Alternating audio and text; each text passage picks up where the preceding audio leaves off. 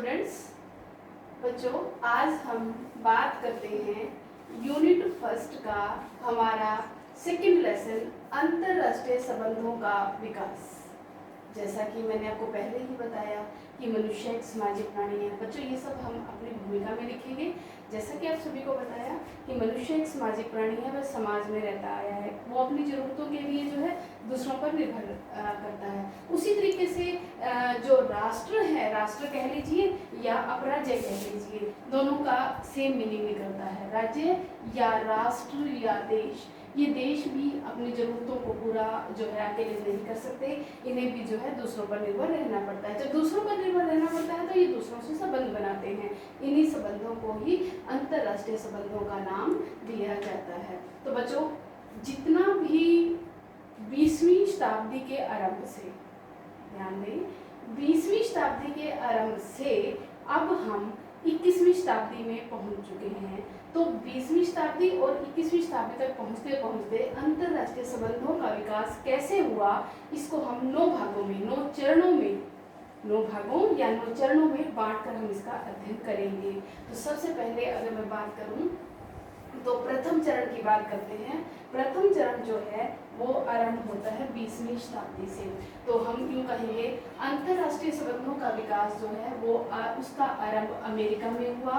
और कब? 20वीं शताब्दी में। तो सबसे पहले प्रोफेसर पॉल एस रेनिश, ध्यान दें बच्चों इसका, पॉल एस रेनिश, जिनकी फेमस पुस्तक world politics at the end of 19th century, 19th year की 19वीं शताब्दी के एंड, 19वीं शताब्दी के एंड में जो उन्होंने अपनी पुस्तक लिखी वर्ल्ड पॉलिटिक्स, विश्व राजनीति के ऊपर, उसमें उन्होंने जो है अंतर्राष्ट्रीय संबंधों के बारे में थोड़ा सा प्रकाश डाला।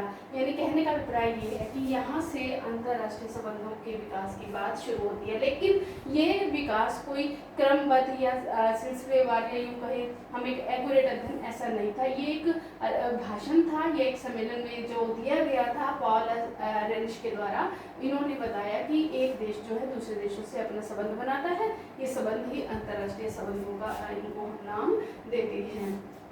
और इसके साथ ही जो एक दूसरे अंतर्राष्ट्रीय विचारक हुए जिमरन जो विचारक हुए, उन्होंने कहा कि भूतकाल ही वर्तमान को तैयार करता है। बच्चों इस डेफिनेशन को बड़े ध्यान से सुनना है। भूतकाल ही वर्तमान को तैयार करता है। इसका अभिप्राय यही है कि हम अपने अतीत से सीखते हैं। वर्तमान समय में हम जो सोच रहे हैं वो हमारे कहीं ना कहीं अतीत का जो है वो या इतिहास है, या हम उन घटनाओं से कुछ सोचकर आगे भविष्य के प्रति जो है तैयार होते हैं। तो जो आज अंतर्राष्ट्रीय संबंधों का विकास हो रहा है, जिमरन के अनुसार भूतकाल से हमने वो सीखा है, उस सीख को ही आगे ले जा रहे हैं। तो इस तरीके से जो है जो हमारे अंतर्राष्ट्रीय संबंधों का विकास है, प्रथम विश्व युद्ध के दौरान तक, यानी कि जब तक प्रथम विश्व जो है चलता रहा, उस समय तक अंतर्राष्ट्रीय संबंधों का कोई ज़्यादा विकास नहीं हुआ। एक अनिश्चितता की स्थिति रही है। थोड़ा थोड़ा, यूँ नहीं कहेंगे कि एकदम विकास हो गया, थोड़ा थोड़ा अंतर्राष्ट्रीय संबंधों की जो है बात शुरू हुई कि कैसे संबंध बनेंगे, आगे कैसे हमें रखने चाहिए, इसके बारे में। अब हम बात करते हैं द्वितीय चरण की। अंतर्राष्ट्रीय संबंधों का जो दूसरा चरण जो शुरू हुआ, वो सबसे पहले हम यूँ कह सकते हैं कि द्वितीय चरण को समझने से पहले हम यूँ कहें कि अंतर्राष्ट्रीय जो संबंध है ये परिवर्तनशील है, विकासशील है, धीरे धीरे इनका विकास हो रहा है। क्योंकि नाम ही ऐसा शब्द आया विकास। विकास का अभिप्राय होता है एक सीढ़ी से दूसरी सीढ़ी की तरफ जाना। यानी कि जैसे हम यूँ कहें, इतिहास को समझने के लिए सबसे पहले मानव ने पहिए का आविष्कार किया, चाक का आविष्कार किया, चाक से पहिए का, पहिए से फिर मनुष्य ने साइकिल बनाई, साइकिल से आज हम जो है एरोप्लेन, रेलगाड़ी यहाँ तक पहुँच चुके हैं। तो क्या ये धीरे धीरे ही परिवर्तन हुआ? यही परिवर्तन अगर भौतिक जगत में भी होता है और जो मानसिक विचारों में है वो भी होता है, और इसी तरीके से अंतर्राष्ट्रीय संबंधों का विकास हुआ। तो हम ये कह सकते हैं अंतर्राष्ट्रीय संबंधों का ये विकास जो है वो परिवर्तनशील विषय रहा।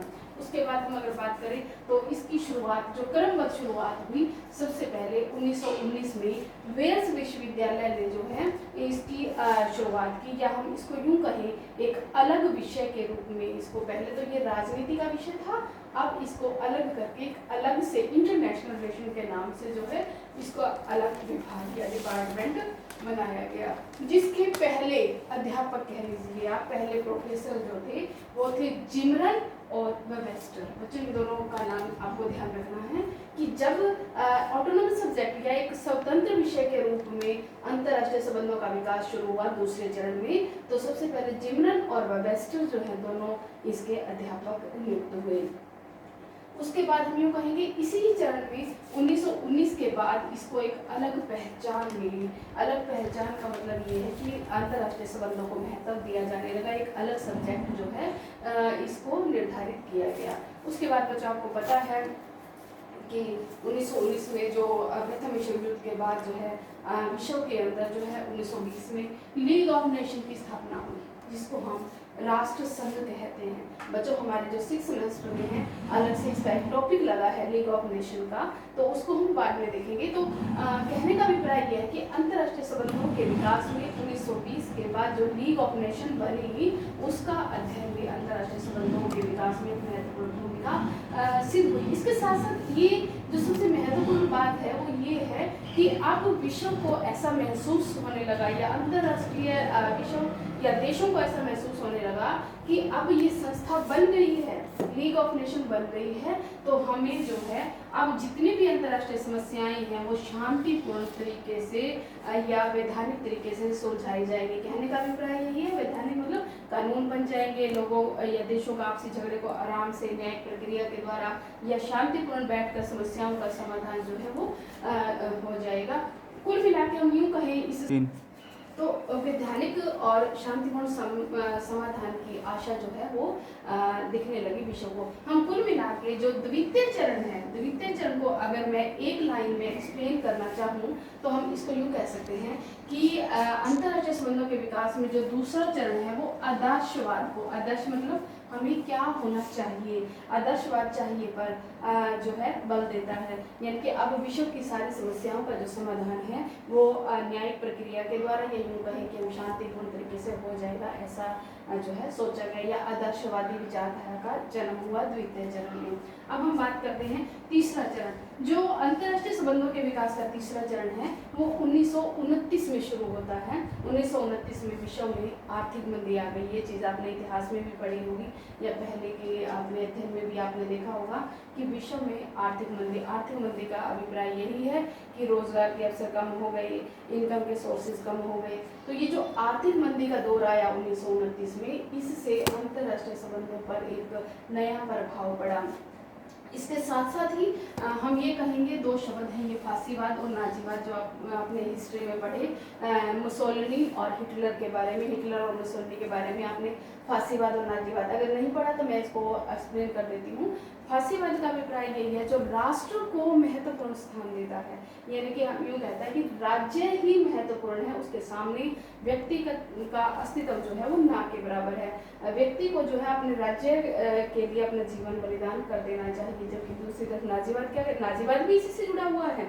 नाजीवाद अपनी नस्ल को, नस्ल मतलब रक्त की शुद्धता पर बल देता है, तो भी ये कहता है कि हमारी जो जाति है वो सर्वश्रेष्ठ है। तो जब अंतर्राष्ट्रीय संबंधों का तीसरा चरण आया तो उसमें एक सबसे बड़ी समस्या आ गई आर्थिक मंदी की। दूसरा नई विचारधाराएं, कौन सी विचारधाराएं, फासीवाद और नाजीवाद, इनका जन्म हुआ।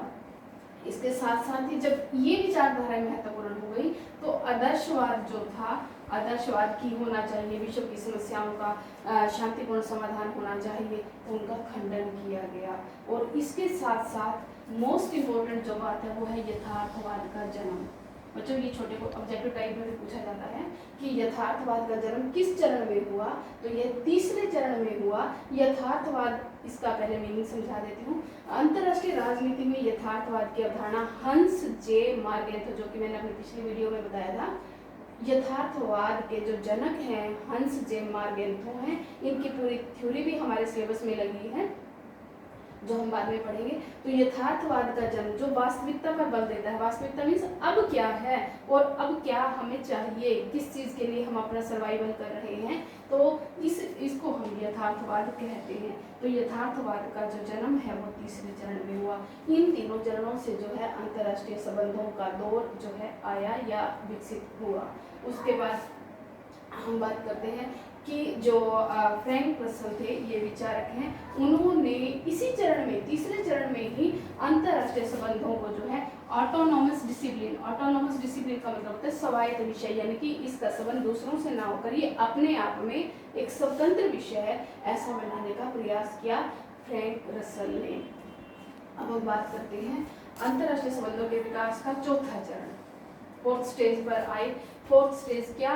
द्वितीय विश्व युद्ध खत्म हो गया। द्वितीय विश्व युद्ध बच्चों आपको याद है कब खत्म हुआ? 1945 में। जब विश्व युद्ध जो है खत्म हो गया तो उसके बाद पूरे विश्व में महाशक्तियों का उदय हुआ। महाशक्तियों में जो राजनीति विज्ञान की लैंग्वेज में हम जिनको महाशक्तियाँ कहते हैं, अमेरिका है, रशिया है, यूके है, ठीक है। तो ये जो महाशक्तियाँ रही, चाइना रहा, तो ये इन महाशक्तियों के उदय होने से विश्व की राजनीति में महत्वपूर्ण परिवर्तन आ गया। इसके साथ साथ जो सबसे मोस्ट इम्पोर्टेंट बात है बच्चों, आपको सभी को याद होगा कि भारत भी 1947 में स्वतंत्र हो गया, 15 अगस्त 1947 को। तो क्या था भारत स्वतंत्र होने से पहले? उपनिवेश था। किसका? अंग्रेजों का। तो विश्व के मोस्टली देश जो है कहीं ना कहीं अंग्रेजों के गुलाम रहे हैं। तो वो जो प्रवृत्ति थी उसको हम उपनिवेशवाद कहते हैं। या इसके साथ दूसरा एक शब्द आता है साम्राज्यवाद, यानी कि दूसरों के ऊपर नियंत्रण करना, उनके सामाजिक आर्थिक शोषण करना, या यूँ कहें कि भारत भी साम्राज्यवाद का शिकार रहा है। तो ये सारी अवधारणाएं जो थी अंतर्राष्ट्रीय संबंधों में चौथे चरण में जो है दिखाई जो दे रही थी, इनका पतन होना शुरू हो गया, यानी कि ये विचारधारा का जो है खत्म होना, ये विचारधारा शुरू हो गई। और उसके बाद 1945 के बाद विश्लेषणात्मक दृष्टिकोण का जो है जन्म हुआ। विश्लेषणात्मक, बच्चों इस चीज को समझने की जरूरत है। विश्लेषण का मतलब है ये जो सारी घटनाएं हुई ऊपर से लेके first stage, second stage, third stage तक, फांसीवाद, नाजीवाद का उदय, या फिर साम्राज्यवाद का पतन, उपनिवेशवाद का पतन, यथार्थवाद का जन्म, आदर्शवाद का जन्म, ये इन सारी घटनाओं को अब एनालिसिस किया जाने लगा। एनालिसिस मतलब विश्लेषण कि ये घटनाएं क्यों हो रही हैं, इससे विश्व कैसे प्रभावित हो रहा है, इन सारी चीज़ों का गहराई से अध्ययन किया जाने लगा। इसलिए इसको एनालिटिक अप्रोच या विश्लेषणात्मक दृष्टिकोण भी कहा जाने लगा। और इसके साथ साथ नए सिद्धांतों का भी निर्माण हुआ। सिद्धांतीकरण का अभिप्राय यही है कि अब इन सारी समस्याओं को देखकर उनको सुलझाने का क्या तरीका है, किस तरीके से आपसी संबंधों को सुधारा जा सकता है, इसके सिद्धांत भी बनाए जाने लगे। इसको हम सिद्धांतीकरण कहते हैं। अब हम बात करते हैं पांचवें चरण की। पांचवा चरण जो है वो कब शुरू हुआ? 1960 के दशक में।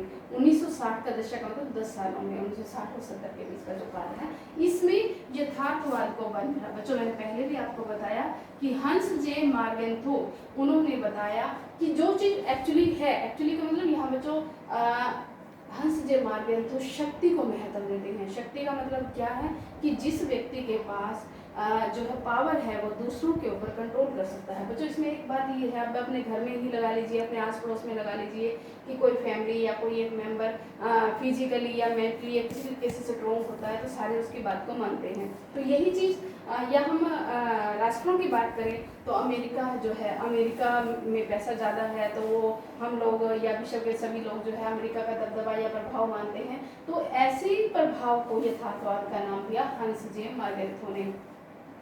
तो पांचवें चरण में इस यथार्थवाद जो पहले से चला था, पिछले चरण से चला था, उससे इसके ऊपर बल मिला। रियलिटी को देखा जाने लगा कि वास्तविकता क्या है। इसके साथ साथ व्यवहारवाद आया। व्यवहारवाद का मतलब ये है कि एक देश ने देखा कि ये मेरे से शक्तिशाली है तो उसके साथ अपने संबंध उसी तरीके से बनाए, या मेरे से निर्बल कमजोर है तो इसको हम किसी तरीके से जो है अपने अधीन कर सकते हैं। तो व्यवहारवाद के साथ साथ यथार्थवाद के साथ साथ ही व्यवहारवाद का भी उदय हुआ। और इन विचारधाराओं के को जो लाने वाले थे राजनीति में, उसके महत्वपूर्ण विद्वान थे ईस्टन। व्यवहारवाद का जनक अगर आपसे पूछा जाए कि व्यवहारवाद के जनक कौन है अंतर्राष्ट्रीय राजनीति में, व्यवहारवाद को लाने वाले कौन हैं, तो डेविड ईस्टन जो है वो व्यवहारवाद के जनक है। इनके साथ जो है ऑलमंड भी रहे हैं, स्नाइडर भी रहे हैं। ये जो हैं 5वें चरण में आए जिन्होंने अंतर्राष्ट्रीय संबंधों में व्यवहारवाद को जो है विकसित किया। इसके बाद साथ साथ ही और दो नई विचारधाराएं आई, पूंजीवाद और साम्यवाद। बच्चों इस चीज को समझना है, पूंजीवाद क्या है? पूंजीवाद जो देश पैसे को प्रेफरेंस देता है, वो पैसे को सब कुछ सर्वे सर्वा मानता है, पैसे को महत्व देता है, तो वो पूंजीवादी देश कहलाता है। For example America. उसके बाद साम्यवाद। साम्यवाद जो है मैंने आपको सेकेंड ईयर में बताया था कि कार्ल मार्क्स जो है वो साम्यवाद और समाजवाद के जनक रहे हैं, तो ये उसी से जुड़ा हुआ है कि उत्पादन के साधनों पर पूरे समाज का अधिकार होना समाजवाद कहलाता है। समाजवाद की अगली स्टेज जो है वो साम्यवाद कहलाती है। मतलब जितना भी पूरे देश में उत्पादन होगा उसका उस उत्पादन पर पूरे राष्ट्र का अधिकार होगा, तो ये साम्यवाद कहलाता है। तो हम अगर आपसे ये पूछा जाए कि पूंजीवादी व्यवस्था का समर्थक कौन है या पूंजीवाद का समर्थन कौन कर रही है, तो हम इसमें यूएसए कहेंगे, यूएसए। और अगर साम्यवाद की बात करें तो हम इसमें USSR, United states of Soviet Russia, जिसको हम वर्तमान में रूस कहते हैं। ये दो विचारधाराएं दो देशों में अलग अलग जन्मी और यहीं से हमारे अंतरराष्ट्रीय संबंधों में महत्वपूर्ण मोड़ आया। बच्चों यहाँ तक 5वें चरण तक जब ये विचारधाराएं शुरू हुई तो विश्व की राजनीति में भी परिवर्तन आ गया। क्यों परिवर्तन आया, अब इसका मैं आपको रीजन भी बताती हूँ। अमेरिका पूंजीवाद का समर्थक था, रशिया सोवियत संघ जिसको हम पहले कहते थे 1991 से पहले, तो वो अमेरिका पूंजीवाद का समर्थन कर रहा था, ये साम्यवाद का समर्थन कर रहा था। परिणाम क्या हुआ, दोनों ही देश महाशक्तियां थी, अमेरिका और रशिया दोनों ही महाशक्तियां थी, दोनों के अंदर तनाव उत्पन्न हो गया, अविश्वास की भावना आ गई। दोनों ने अपने आप को सुपीरियर सिद्ध करने के लिए परमाणु हथियारों को बनाना शुरू कर दिया। बच्चों यहाँ से जो है विश्व राजनीति में परिवर्तन आया। तो सबसे पहले इसी काल में ही स्टार्ट फर्स्ट और स्टार्ट सेकंड, बच्चों ये हैं हथियारों से संबंधित जो हम यूँ कहें संधियाँ, ये दोनों आरंभ हुई। मोस्ट इम्पोर्टेंट है, इसके बारे में डिटेल आपकी बुक में है, स्टार्ट फर्स्ट और स्टार्ट सेकंड, ये परमाणु हथियारों से जुड़ी हुई संधियाँ हैं, इसको आप पढ़ सकते हो। उसके बाद वरना इसका लास्ट में एक लेसन है निशस्त्रीकरण, उसके अंदर इसका डिटेल दिया गया है। उसके बाद हम बात करते हैं छठे चरण की। सबसे महत्वपूर्ण बात ये आई छठे चरण में, 1979 में रशिया ने अफगानिस्तान पर अटैक कर दिया या यूँ कहें अपनी सेनाएं भेज दी, जो कि अमेरिका को पसंद नहीं आई। बच्चों ये दो बातें बड़े ध्यान से नोट कर ली हैं आपको, क्योंकि मैंने पहले बताया पूंजीवाद और साम्यवाद, क्योंकि इसका समर्थन पूंजीवादी रूप का समर्थन यूएसए कर रहा था, साम्यवाद का समर्थन यूएसएसआर कर रहा था।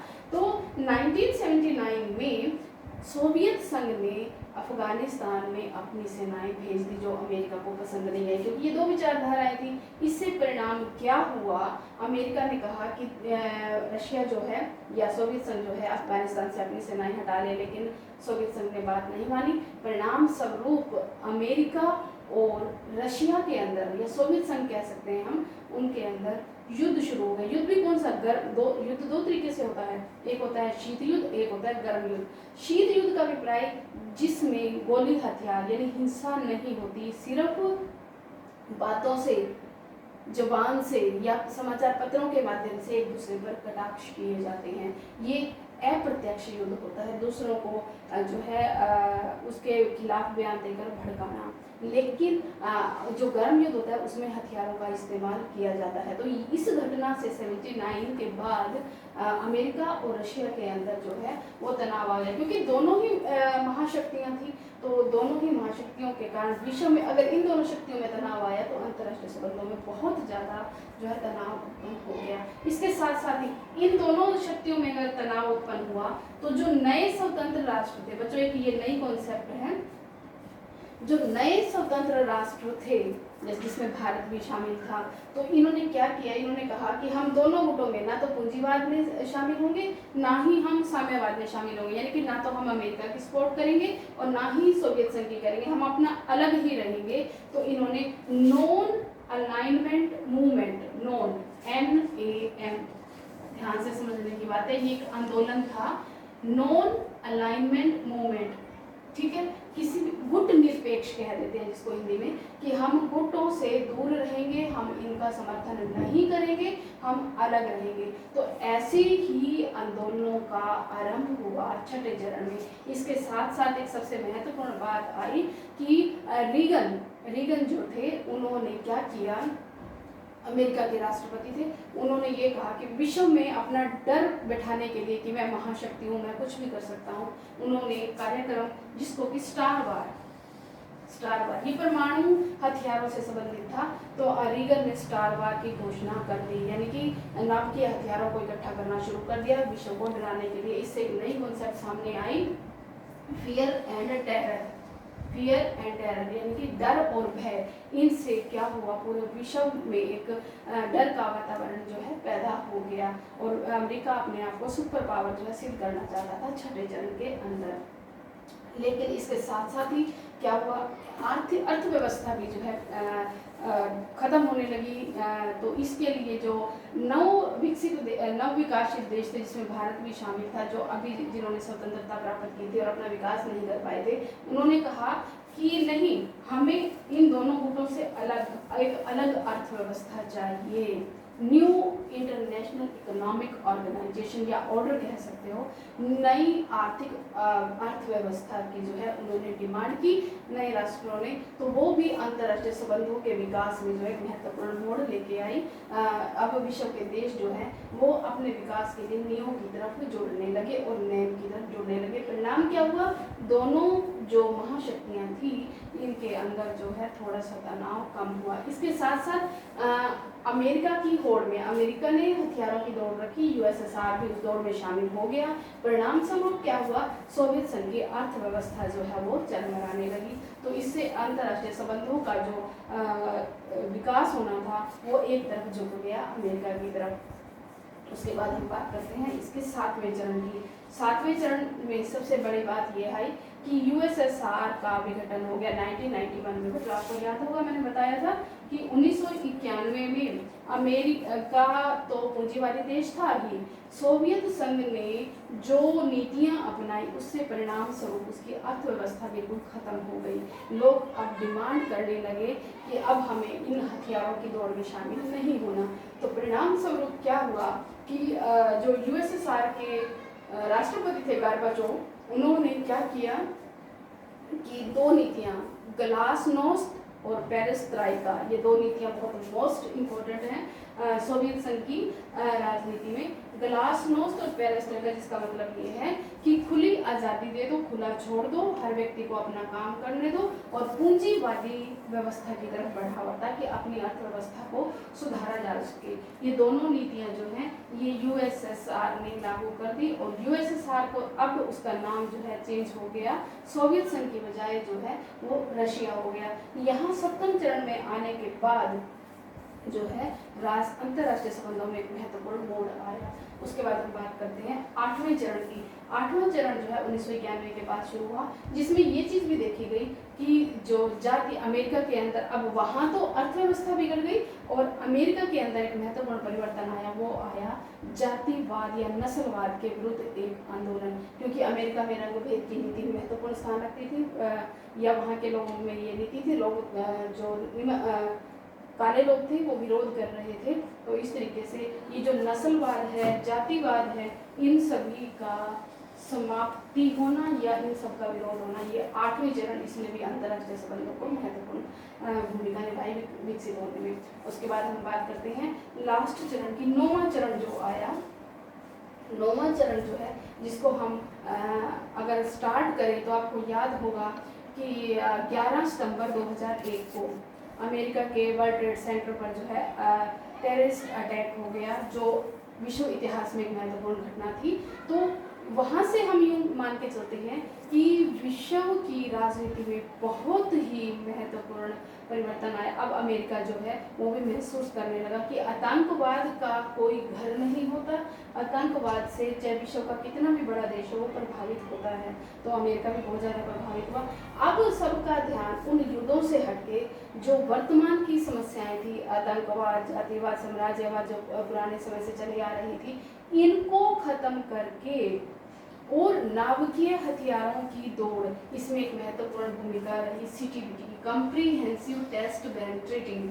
कॉम्प्रिहेंसिव तो विस्तृत, व्यापक, टेस्ट करना, ठीक है, बैन उसको रोकना, ट्रीटिंग मतलब संधि, व्यापक स्तर पर परमाणु जो परीक्षण, जिसमें भारत भी शामिल था। अगर आपको याद हो तो अटल बिहारी वाजपेयी की सरकार में भारत ने लगातार 5 पोखरण के अंदर 5 परमाणु विस्फोट किए थे। उसमें उसी वजह से भारत जो है महाशक्तियों की दौड़ में शामिल हो गया था। तो सीटीबीटी, ठीक है, और इसके अलावा जो अर्थव्यवस्था को सुधारना था, उसके लिए WTO, वर्ल्ड ट्रेड ऑर्गेनाइजेशन, जो 1 जनवरी 1995 को अस्तित्व में आया, उसने भी विश्व के आर्थिक हितों को सुधारने के लिए एक महत्वपूर्ण भूमिका निभाई, और इसी से ही अंतर्राष्ट्रीय संबंधों के विकास की दिशा भी परिवर्तित हो गई। और आज हम जो जी रहे हैं, हम अंतर्राष्ट्रीय संबंधों के विकास की बात कर रहे हैं, तो आज आतंकवाद के विरुद्ध, महंगाई के विरुद्ध, या जो कहीं भी दे, वैसे साम्राज्यवाद अब कम हो गया है, लेकिन फिर भी आर्थिक साम्राज्यवाद या राजनीतिक साम्राज्यवाद नहीं है, सांस्कृतिक साम्राज्यवाद अभी भी कहीं कहीं देखने को मिलता है। तो उसके खिलाफ हम खड़े होकर एक नए अंतर्राष्ट्रीय संबंधों की शुरुआत कर रहे हैं वर्तमान समय में, और इस अंतर्राष्ट्रीय संबंधों का जो विकास है वो आज भी जारी है 21वीं शताब्दी में। हाँ, जो पुरानी परंपराएं थी उनमें काफ़ी कुछ सुधार आया, उन नई जो समस्याएं हमारे सामने आ गई, राष्ट्रों के अपने विकास के सामने, वो उनको दूर करने का प्रयास कर रहे हैं।